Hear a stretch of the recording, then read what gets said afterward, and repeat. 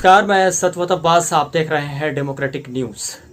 एक तरफ जहां कोरोना महामारी तेजी से फैल रही है, वहीं बिहार में जो एक मामला है उसने काफी तूल पकड़ लिया है। जहां छपरा में बीजेपी सांसद राजीव प्रताप रूडी के घर से एम्बुलेंस का मिलना और दूसरी तस्वीरें जो वायरल हो रही है, जहां उस एम्बुलेंस से बालू ढोते हुए देखा जा रहा है, जिससे बिहार की सियासत समेत पूरे देश की सियासत में भौचाल मच गया है। तो पप्पू यादव जो है वो लगातार ऑपरेशन चला रहे हैं और जहां जहां लोगों की परेशानी हो रही है उसको दूर कर रहे हैं। साथ ही वो तरह तरह की जो सरकार का निकम्मापन है उसे भी उजागर कर रहे हैं। उन्होंने आज भी दरभंगा की एक तस्वीर वायरल की है, जहां अपने फेसबुक पेज पर पोस्ट की है, जहां पर दरभंगा में भी बहुत सारी एम्बुलेंस को डीएमसीएच के खेल मैदान में लगा हुआ दिखाया जा रहा है। वो अस्पतालों का दौरा भी कर रहे हैं, वो मरीजों के परिजनों से भी मिल रहे हैं। तो लगातार एक तरह से कहा जाए कि पप्पू यादव इस वक्त बिहार के लिए एक मसीहा की तरह काम कर रहे हैं। दूसरी ओर उन्हें बीजेपी की तरफ से घेरा भी जा रहा है। भाजपा यह कह रही है कि जो बालू ढोने वाला वीडियो है जिसे वायरल किया गया है वो एक फेक वीडियो है। साथ ही पप्पू यादव पर यह आरोप भी लगाया जा रहा है कि लॉकडाउन के दौरान वो जगह जगह घूम रहे हैं और जिस तरह से तस्वीरें निकलकर सामने आ रही है, पप्पू यादव जिस तरह से छापेमारी कर रहे हैं, उससे भाजपा बौखला गई है। तो इस पर हम ज्यादा जानकारी के लिए हमारे साथ जुड़ेंगे जाप के रोहतास के जिला अध्यक्ष इंजीनियर विशाल कुमार, जिनसे हम बात करेंगे और जिस तरह से एम्बुलेंस वाला मामला है उस पर और फेक वीडियो वाली जो बात है उस पर भी बात करेंगे। साथ ही जन अधिकार पार्टी इस समय किस तरह से लोगों की सहायता कर रही है ये भी जानकारी हम उनसे लेंगे। साथ ही ये भी बात करेंगे कि बिहार में जो व्यवस्था है, स्वास्थ्य व्यवस्था, वो किस तरह से चरमरा गई है और लोगों को कितनी परेशानियों का सामना करना पड़ रहा है। तो बहुत बहुत स्वागत है इंजीनियर विशाल कुमार आपका डेमोक्रेटिक न्यूज में। बहुत बहुत धन्यवाद। तो जिस तरह से तस्वीरें निकलकर सामने आई है, पप्पू यादव एक मसीहा की तरह बिहार में पेश आ रहे हैं। आज से नहीं, शुरुआती दौर से 2019 जब पटना डूब रहा था, 2020 जब लॉकडाउन हुआ था और कोरोना महामारी से लोग तरस थे, 2021 फिर से लॉकडाउन, कोरोना का भयानक प्रकोप जो लोग झेल रहे हैं, शमशान और कब्रिस्तान अब लाशों से पट गया है। और इस दौरान अस्पतालों की बदहाल व्यवस्था है जिसे वो उजागर कर रहे हैं, लोगों की सहायता भी कर रहे हैं। बावजूद इसके अब इल्जाम लग रहा है, बड़ा इल्जाम कालाबाजारी का, कि आप इंजेक्शन को लेकर और वेंटिलेटर अपने घर में रखकर कालाबाजारी को बढ़ावा दे रहे हैं। जो चीजें अस्पताल में होनी चाहिए थी वो पप्पू यादव के घर पर क्या कर रही है? सबसे बड़ी बात की ये कि अगर कोई पप्पू यादव जी को कालाबाजारी कहता है तो कम से कम इतना तो मान रहा है कि पप्पू यादव जी पिक्चर में रहता है, वो भागता नहीं है, भगौड़ा नहीं है। चमकी बुखार हो, पटना का बाढ़ हो, कोसी का बाढ़ हो, चाहे फिर कोरोना आपदा हो, मजदूर पैदल आ रहे हो, कुछ भी हो रहे हो, तो हर सवाल के बीच एक मजबूत प्रस्तुति पप्पू यादव जी का होता है। तो इतना जान लीजिए कि पप्पू यादव जी से तमाम बिहार के नेताओं को पहले ये सीख लेनी चाहिए कि आपको भागना नहीं है, आपको परिस्थितियों का सामना करना है। तो ये पहले सीख लेना चाहिए। रही बात आप जो कह रहे हैं कि मसीहा बनकर निकले हैं अभी के दौर में, तो हम आपको थोड़ा सा पीछे लेकर चलते हैं। 30 बच्चियों का 13 साल 10 साल की उम्र में, 15 साल की उम्र में जब मुजफ्फरपुर बालिका गृह कांड हुआ था तो पहली बार संसद में आवाज उठाने वाले पप्पू यादव। तो ऐसा नहीं है कि आज के दौर में, ये सवाल हमेशा से, अगर कभी भी मेडिकल माफिया में आप देखे हैं कि डेड बॉडी हो जाता है और हॉस्पिटल वाला छोड़ता नहीं है, तो वहां पर पप्पू यादव बिल्कुल कहां नहीं जाते हैं बॉस। आप अगर हर जरूरत में, शादी ब्याह में पैसा घट गया तो पप्पू यादव, अगर हॉस्पिटल में डेथ कर गया, पैसा नहीं है, ज्यादा बिल हो गया तो पप्पू यादव, किसी का रूम रेंट नहीं देना है, मकान मालिक परेशान कर रहा है तो पप्पू यादव, कोई अगर कहीं मर गया और किसी आपराधिक घटनाएं हो गई और यहाँ से 200 किलोमीटर 150 किलोमीटर दूर है तो वहां पप्पू यादव। आप जहां ढूंढे वहां पप्पू यादव। और इल्जाम तो अब स्वाभाविक है, बीजेपी के पास पूरा का पूरा तंत्र है, तमाम चुनाव आयोग, ईडी सीडी का है कि राष्ट्रीय की मुख्य धारा की तमाम मीडिया है, इसी खबर को निगल गया कि राजीव प्रताप रूडी की एम्बुलेंस पकड़ाया और तमाम लोग चुप्पी साधे हुए, कोई बोल नहीं रहा है। वो तो राजीव प्रताप रूडी जी का गलती से एक बयान आ गया, उस पर और पकड़ा गए हैं। नहीं तो जी। इन लोग जो है कि तो बावजूद इसके विशाल देखा जा रहा है कि भाजपा उनका बचाव कर रही है। आपने भाजपा की डूबती रख पर हाथ रख दिया हो, बहुत जोरदार तरीके से रखा है। छटपटा गई है, छिलमिला गई है भाजपा, और अब लगता है कि बचाव के लिए कुछ बचा नहीं है, तो पप्पू यादव को घेर लिया जाए। ये लोग बेनकाब हो गए हैं। ये लोग जब एम्बुलेंस के लिए ड्राइवर नहीं ढूंढ सकते हैं, तो ये लोग क्या भारत को राष्ट्र शक्ति बनाएंगे, विश्व शक्ति बनाएंगे और विश्व गुरु बनाएंगे? भाई, ये लोग प्रोपेगेंडा करते हैं, मन की बात के माध्यम से गांव में बैठे हुए लोग को गुमराह करते हैं, न्यूज चैनलों पर अपनी पसंद की बातों को चलवाते हैं और आम पब्लिक न्यूज देखकर डिराइव होता है। उसको लगता है कि बटन यहाँ दबाएंगे तो मुख्यमंत्री और प्रधानमंत्री वहां बैठ जाएंगे। तो मतलब डायरेक्ट इस तमाम इलेक्शनों को भी इतना खर्चीला बना दिया गया है कि आप देखिए कि निर्दलीय विधायक पैदा नहीं ले रहे हैं, निर्दलीय सांसद नहीं जीत पा रहे हैं। ये क्यों परिदृश्य उत्पन्न हुआ? ये परिदृश्य इसलिए हुआ कि टीवी का रोल बढ़ गया। टीवी बोलता है और ग्रामीण उससे ड्राइव होता है। उसको लगता है दुइयो को पार्टी, एगो पक्ष एगो विपक्ष। कितने भी नेक आदमी हो, कितने भी भले आदमी हो, एक बेहतर विधायक हो, लेकिन विधायक नहीं चुनता है, एमपी नहीं चुनता है, उसको चुनता है मुख्यमंत्री, चुनता है प्रधानमंत्री चलता है। तो ये डेमोक्रेसी खत्म हो गया ना। आप प्रत्यक्ष लोकतंत्र और अप्रत्यक्ष लोकतंत्र कहते हैं, तो यहाँ पर तो सीधे प्रत्यक्ष लोकतंत्र का हनन है, अप्रत्यक्ष लोकतंत्र का हनन है।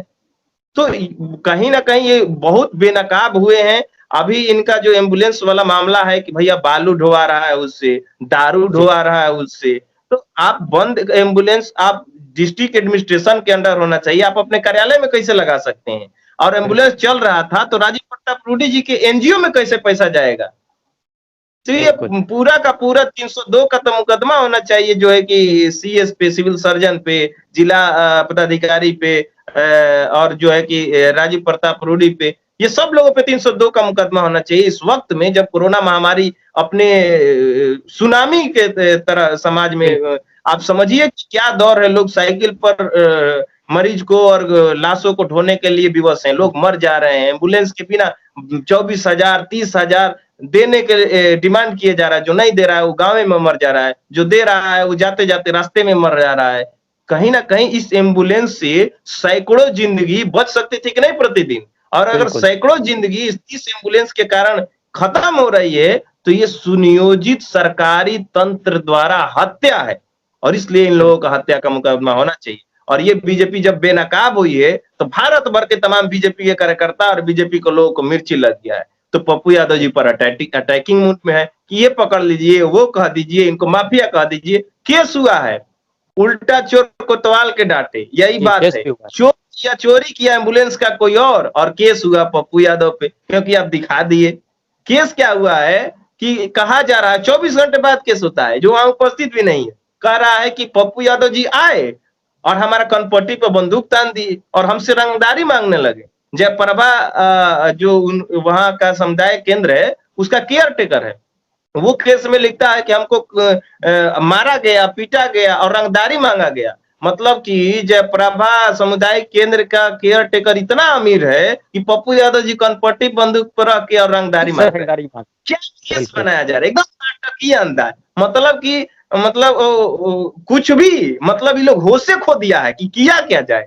एगो वीडियो जारी किया गया कि हम लोग के पास ड्राइवर नहीं है, तो कहे कि ठीक है ड्राइवर नहीं है तो आप 40 क्या 400 एम्बुलेंस लगा दीजिए। पप्पू यादव सभी ड्राइवर को देकर चलवाने का सक्षम है, पूरा बिहार पूरा सारण चलवाने को सक्षम है। जान और जिंदगी रहेगी, इंसान और इंसानियत रहेगी, तो चुनाव हमेशा आते रहेंगे, जाते रहेंगे। तो मानव हित और मानवता के लिए जीने वाले पप्पू यादव जी पर क्या सवाल उठाइएगा बॉस, जो हर पल इस कोरोना महामारी में जहां लोग आदमी इंसान से दूरी बनाकर रखता था, वो पीड़ा में खड़ा होता था। अगर उसको कोई गले पकड़ कर रोता था तो पप्पू यादव ये नहीं कहता था कि भागो, हम तुम्हारे दुख में शामिल नहीं होंगे। अरे बीजेपी के एक नेता मरे थे बेतिया में, उनका बेटा इनको गले पकड़कर रोने लगा, कभी मना नहीं किए। कहाँ कोई गया बीजेपी के नेता लोग? तो ऐसा नहीं है। पप्पू यादव जी शुरू से ही एक अपनी महत्वपूर्ण भूमिका को दिखाए हैं। लोग नहीं समझ रहे हैं, ये हमारा बिहार का दुर्भाग्य है। जनता पब्लिक जो है कि टीवी के माध्यम से मोबिलाइज हो जा रही है, उसको लगता है कि जीती है थोड़े हमारा वोट देवे से। ये जो साइकोलॉजी क्रिएट हो जा रहा है, ये खत्म हो जा रहा है। और नेता मंत्री सब घर में बंद है, उसको पता है कि मोदी जी का रैली कराएंगे, 1 करोड़ खर्चा करेंगे आप देखो ना, आप भी मैं कोयरी कुर्मी दलित अल्पसंख्यक सबका वोट लेकर चले जाएंगे। उसको पता है विधायक को, एमपी को, कि हमको थोड़े पब्लिक जानता है, पब्लिक लालू जी को जानता है, मोदी जी को जानता है। स्टेज सजाएंगे और 4 गो नर्तकी भी रख लेंगे, आप खूब नचवाएंगे और लालू जी भाषण देंगे और आराम से पब्लिक हमको वोट देगी। क्या जरूरी है अभी रेमडेसिविर दवा और ऑक्सीजन सिलेंडर और एडमिट कराने का? फोन बंद रखो यार, लालू जी रैली काहे लिए है? साइकोलॉजी है, उसको पता है कि पिछलग्गू है। मतलब ये लहर होता है, क्या होता है भाई, मोदी जी का लहर है इसलिए जीत गया, जी लालू जी का लहर है इसलिए ये जीत गया। लहर क्यों भाई? जागरूक आदमी, जागरूक नागरिक लहर में बह जाएगा, सांप चुचुंदर कुछ को जिता देगा। बिल्कुल। तो क्या ऐसा मान लिया जाए कि बिहार की जनता का सहयोग करना, उनके हितों के बारे में सोचना गुनाह और अपराध है, क्योंकि पप्पू यादव लगातार लोगों की सहायता कर रहे हैं? चुनाव में बदले में उन्हें क्या मिलता है, बिहार की जनता देख रही है। देखिए, बदले में क्या मिलता है ये सोच के काम नहीं किया जाता है। हमारी जिंदगी का एक नहीं, जैसा कि विशाल भाई आपने कहा कि जब किसी को जरूरत होती है तो उस समय पप्पू यादव काम आते हैं, बुरे बुरे समय में, लेकिन उन्हें ये फिक्र नहीं है, ये सोच नहीं है कि अगर हम इसे बढ़िया नेता के रूप में पेश करें, एमएलए बनाएं, एमपी बनाएं, तो वो इससे ज्यादा सहायता हमारी करेंगे। ये बिहार के लोग क्यों नहीं समझ पा रहे हैं? बिल्कुल, हम यही कह रहे हैं कि वो और बेहतर किया जा सकता था अगर सरकारी एडमिनिस्ट्रेशन, यही स्वास्थ्य मंत्रालय ही, मुख्यमंत्री छोड़ दीजिए ना, स्वास्थ्य मंत्रालय पप्पू यादव जी के हाथ में होता तो आज वो एम्बुलेंस तो कम से कम नहीं ना पड़े देना होता है। और आज भी जब एम्बुलेंस का खुलासा हो गया है तो बताइए ना कितने एम्बुलेंस कार्यरत हुए। तो इतना सुस्त सिस्टम तो नहीं होता। तो ये जो चीजें है, हम लोग ये सोच कर नहीं चलते हैं कि जनता हमको रिटर्न में वोट देगी कि गाली देगी। अपना काम ईमानदारी से करना है, अपने किरदार को अच्छा से निभाइए। एक वक्त आएगा जब एहसास होगा तो ठीक है, नहीं भी एहसास होगा तो कोई दिक्कत नहीं। हम लोग पप्पू यादव जी से सीख लेते हैं और तमाम दुनिया के नेताओं को भी उनसे सीख लेना है कि चुनाव आपकी व्याख्या नहीं करेगी, चुनाव कितने लोग जीतते हैं। नीतीश कुमार तो चुनाव नहीं लड़ते हैं, लड़ते हैं। ये तो हमेशा कहा भैया एमएलसी चोर दरवाजे से आ गए, सुशील मोदी जी चुनाव नहीं लड़ते हैं और बड़का बड़का नेता है बिहार के लोग। तो ये पब्लिक से डोमेन से जाने से भागने वाला लोग, ये लोग क्या पब्लिक जानता है कि पब्लिक से कोई इंटरेक्शन नहीं है, ना कोई विधानसभा है ना कोई लोकसभा है। बंद रहो और बाकी विधायक उधायक तो है गाली सुनने के लिए, ताली सुनने के लिए। और बाकी हम प्रशांत किशोर जैसे कोई को एगो इवेंट मैनेजमेंट में वाला आदमी को खोजेंगे, 200 करोड़ 300 करोड़ देंगे, स्ट्रेटेजी बनाएगा कि जात का इतना वोट है, इस धर्म का इतना वोट है, तो कहाँ चादर चढ़ाने जाना है और कहाँ पर माथा टेकने जाना है और कहाँ पर टीका लगाने जाना है। एकदम टीवी पे चलेगा लाइव और गांव में बैठे लोग कहेंगे कि ना इनके संस्कार है। तो ये पब्लिक का दोष, हम सबसे बड़ा बात, पब्लिक अपने आप को जब एक मजबूत नागरिक और एक जागरूक नागरिक नहीं बना पाएगी, उसको लगता है क्या हो के करा के वोट दे दिया, पार्टी द ना, खसी खियाइबो तो तोहरे वोट देम, दारू पियइबो तो तोहरे वोट देम, चल ना छोड़ा ना, हमरा वोट ना देवे से जीत जिए, चलो आज हमने के ना दिया वोट। शिक्षित लोग तो वोटे देने नहीं आता है। जितना भी पढ़े लिखे समाज में लोग हैं, वो एक दिन के लिए कहीं से आने जाने को तैयार नहीं, वो नौकरी छोड़ देता है। गांव में पढ़े लिखे लोग एक दिन भी नहीं रहता है, वो आता ही नहीं है वोट करने। क्या समझ बदलेगा भाई? तो क्या ऐसा मान लिया जाए, जिस तरह से तस्वीरें निकल रही हैं बिहार की चाहे पूरे देश की, आप किसे इसका जिम्मेदार मानते हैं? और क्या जनता ने जो बोया था वही फल वो खा रही है, ऐसा कहना कोई गलत नहीं होगा? ये तो होता ही है, जैसी प्रजा वैसी राजा। अब जब हम नीतीश कुमार के कुशासन के इतने वर्ष देख लिए कि टॉपर्स घोटाला, आप कुछ नहीं जानते हैं, कोई बात नहीं, छोड़िए ना, आप कुछ नहीं जानते हैं, हम आपको बिहार टॉपर बना देंगे। लालकेश्वर एपिसोड, मुजफ्फरपुर बालिका गृह कांड, तमाम चीजें होने के बावजूद हॉस्पिटल में मनमानी फी वसूलना, कोचिंग माफियाओं का आतंक, लेकिन उसके बावजूद भी अगर ये सत्ता में लोग आते हैं, बीजेपी के लोग इतना नफरत फैलाते हैं जाति के नाम पे, धर्म के यहाँ पे। अभी चांदा काट रहा था ये लोग, जो कोरोना थोड़ा देर रुका था, वो रुकने की हालत में ये लोग राम मंदिर का चांदा काट रहा था। कहाँ गए भाई राम मंदिर वाले?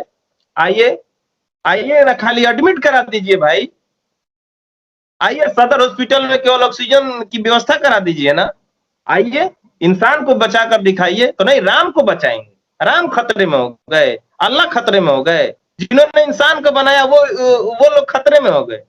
और आज जब इंसान खत्म हो रहे हैं तो तमाम लोग चुप है, उनको बचाने वाले लोग चुप है, जो कभी राम की वकालत करते हैं, कभी दंगे की वकालत करते हैं। ये लोग जो है कि समाज में सर्वधर्म समभाव के विरोधी है, वसुधैव कुटुंबकम के विरोधी है, और ये लोग आज बेनकाब हुआ है। और इसलिए पप्पू यादव जी को पूरे बिहार की जनता को धन्यवाद देना चाहिए। और आज उन्हें जान से मारने की जो धमकी मिल रही है, इसको लेकर मुखर तौर से पब्लिक को बोलना चाहिए, पब्लिक को रिएक्ट करना चाहिए कि बीजेपी के लोग ये सतर्क हो जाओ। ऐसे लोग बिहार के लिए गर्व की बात है कि पप्पू यादव जी बिहार की भूमि पर हैं, और ऐसे लोग जो उनको जान से मारने की धमकी दे रहे हैं, उनके कार्यकर्ता को जान से मारने की धमकी दे रहे हैं, तो उसके बीच में हम भी हैं, हम आम नागरिक हैं, उन तमाम कार्यकर्ता के साथ जो पप्पू यादव जी के साथ जुड़े हैं और 24 घंटे अपनी सेवा को समाज हित में देते हैं। तो पब्लिक जब तक हम लोगों के साथ नहीं आएगी, केवल हम लोगों को वोट आएगा नहीं आएगा अलग बात है, वोट की बात नहीं है, लेकिन आज जब अगर अच्छा कर रहे हैं तो केवल आपका समर्थन इसलिए चाहिए ताकि हम अच्छा करते रहें कुछ वक्त तक ही, और हम डरने वाले नहीं है। ठीक है, विशाल भाई, क्या ऐसा माना जाए कि अब सही समय आ गया है, जनता को जाग जाना चाहिए, वरना आगे जो खामियाजा भुगतना पड़ेगा वो शायद बर्दाश्त नहीं कर पाएगी जनता? एक कहावत है ना कि भगवान के भरोसे मत बैठिए, क्या पता भगवान ही आपके भरोसे बैठा हो। और वही चीजें है आज के दौर में है कि सरकार के भरोसे मत बैठिए, सरकार हमारे भरोसे बैठी है कि हम लोग कुछ पैसा देंगे तो वो चलेगी, कि क्या करेगा पता नहीं। डॉक्टर छोड़ के भाग रहे हैं, उप स्वास्थ्य मंत्री कह रहे हैं 3 महीना के लिए वॉक इन इंटरव्यू पर बहाली निकालेंगे, तो क्या बोलते हैं उसको, मतलब कि भोज के दिन कोहड़ा रोपना हमनी के देहाती भाषा में। अब जब आ गया है मतलब कि सर पर विपदा, तो आज हम डॉक्टर की नियुक्ति करेंगे। क्या भाई, क्या मॉडल है भाई, क्या अजूब प्राणी है ये सब। ससुर के हम तो कहते हैं कि इसको देश का स्वास्थ्य मंत्री बना देना चाहिए, अकेला बिहार क्यों बर्बाद हो इसके चक्कर में। ये देश के स्वास्थ्य मंत्री रहेंगे तो तब लोग शायद देशवासी कहेंगे, क्योंकि बिहार वासी को तो ना बोलने से मतलब है ना चलने से मतलब। उधर उसको गांव में पड़े रहो, ताश खेलो, गुटखा खाओ। अभी तो आईपीएल चल रहा था तो सारा नौजवान आईपीएल पर सट्टा लगा रहा था। क्या मतलब कौन मर रहा है नहीं मर रहा है, जब मर जाता है तो हाँ भैया ठीक है, सत सत नमन, श्रद्धांजलि, हो गया खत्म, अपने अपने किरदार मस्त हो गए। कौन सरकार से सवाल पूछेगा, कौन जाएगा कि भैया सुनो इंस्पेक्टर साहब इस आदमी को यार लाश ले जाने के लिए कम से कम गाड़ी एम्बुलेंस दे दो यार। कौन लड़ाई लड़ेगा इसकी, कौन लड़ेगा कि डॉक्टर साहब चेंबर में आइए। जो एगो वार्ड बॉय है ये सब अभी कोरोना काल में, वो सब 2000-3000 रुपया लेता है अटेंडेंस से, खाना नहीं मिल पाता है, हिम्मत नहीं है कि कोई खाना खा सके अगर कोई मरीज सीरियस पेशेंट है तो, लेकिन आप नहीं जा सकते हैं। और वहां का वार्ड बॉय या जो लोग हैं नर्स है वो लोग खाना नहीं खिला सकते हैं। अरे भैया हार्ट अटैक से मृत्यु हो रही है, मृत आदमी बगल में पड़ा है और जीवित आदमी उसके बगल में पड़ा है, उसको देख के मर रहा है। हॉस्पिटल जाने का मतलब क्या है कि मौत का कुआं। एनएमसीएच को देख लीजिए, सब लोग हाथ खड़ा कर दिया। और मद्रास हाईकोर्ट और इलाहाबाद हाईकोर्ट ने कहा कि ऑक्सीजन के कमी के कारण अगर देश में जनता मरे तो ये हत्या है और 302 का मुकदमा होना चाहिए। तो पप्पू यादव जी शुरू से कह रहे हैं, ये भी कह रहे हैं कि सेना के हवाले कर देना चाहिए, बिहार सरकार से नहीं संभल रही है, और हुआ भी, हाईकोर्ट ने आदेश भी किया। पप्पू यादव जी दूरदर्शी सोच के लोग हैं, वो लोग समझते हैं कि क्या बिहार की स्थिति है, क्योंकि उनके सामने तमाम पीड़ा आती है। हम गए फिर कोई और आएगा, कोई रूम रेंट के लिए पैसा मांगने आएगा इस कोरोना काल में भी, कोई बेटी के शादी के लिए आएगा, कोई मरीज के लिए दवाई के लिए पैसा लेकर आ जाएगा, पुर्जी लेकर, कोई तमाम अभी तो है बीमारी है तो बीमारी के लिए ज्यादा लोग आ रहे हैं। तो पप्पू यादव जी हर वक्त में दूरदर्शी सोच के लोग हैं और पीड़ा में कोशिश करते हैं, उनकी क्षमता जितनी है उससे कहीं अधिक। हम ऐसा नहीं कर रहे हैं कि वो हर व्यक्ति को पूरा कर देंगे, अगर ऐसा शायद कर देते और जादू की छड़ी चला देते तो हिंदुस्तान में ये बीमारी नहीं होता और इतने लोग नहीं मरते। लेकिन एक कैपेसिटी है और एक दायरा है, उस दायरे में हम अपने किरदार को अपने से बेहतर ढंग से प्रस्तुत करने की कोशिश कर रहे हैं। जी विशाल, एक आखिरी सवाल आपसे कि बहुत बड़ा चैलेंज है, जान हथेली पर लेकर आप धरातल पर काम कर रहे हैं, किस तरह की कठिनाइयां सामने आ रही हैं, धरातल की जो तस्वीरें हैं वो विचलित करने वाली है, कैसे इतने कठोर मन से जाकर आप काम कर रहे हैं, चूंकि जो तस्वीरें देखा नहीं जाता है वहां पर जाके आप काम कर रहे हैं इस कोरोना महामारी के दौरान, जहां लोग अपने परिजनों से दूर भाग रहे हैं, वहां आप जाकर खड़े हैं और जान हथेली पर लेकर काम कर रहे हैं। कितना बड़ा चैलेंज है आपके लिए? देखिए, एक बात है, एक कहावत है, जो लोग सोशल होता है राजनीति में आता है तो एक बात कहता है कि हम सेवा करने के लिए राजनीति में आए हैं, तो इससे बेहतर मौका है सेवा करने के लिए। अगर आप अपनी जान के लिए डरते थे, अपनी जान की इतनी ही चिंता थी तो आप नहीं आते, आराम से आप नौकरी उकरी करते, कोई दलाली करते और मस्त रहते। काहे लिए आप राजनीति में आए हैं, काहे लिए आप सामाजिक जीवन में इन किए हैं? लेकिन अगर कोई सामाजिक जिम्मेवारी आपको मिली है तो उसको बड़ी ईमानदार जवाबदेही के साथ आपको पूरा करना होता है। जान रहे या जान जाए, ये जब सोच के कोई व्यक्ति क्रांति के लिए चलेगा, रिवॉल्यूशन के लिए चलेगा, तो वो रिवॉल्यूशन नहीं हो पाएगा, वो कहीं ना कहीं कंप्रोमाइजेशन होगा। तो हम लोग पप्पू यादव जी से, पप्पू यादव जी के जीवन से, और पप्पू यादव जी खुद रिवॉल्यूशनरी हैं। वो चाहते हैं कि अमूलचूल परिवर्तन हो, लोग बदलें, लोगों के जीवन हम काम आए, अपना बेस्ट देने का एफर्ट करते हैं।